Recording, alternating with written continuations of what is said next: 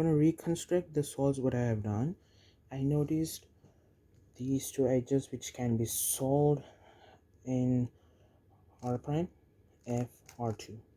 This solves these edges, and I move the edge for this edge to solve. So I have done R prime, then D, which solves these three edges. One more to go. I noticed this one right here, and I did R prime F R, and the cross is done. I have noticed these two F12 pairs which can be inserted in this slot.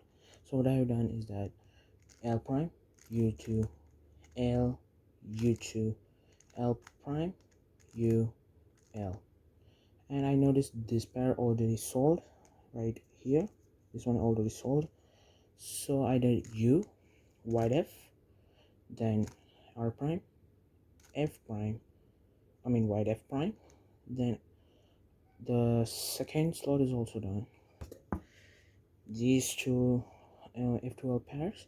So what I've done is that L prime U2 L U prime L prime U L, and this worst case which just got me into a little pause, but I don't care. I just rotated 2 times and done this algorithm. So it is L prime U L U2 L prime U L U prime L prime U L. I got this L case. I don't know how to solve this LOL case, so I done the algorithm F R U R prime U prime F.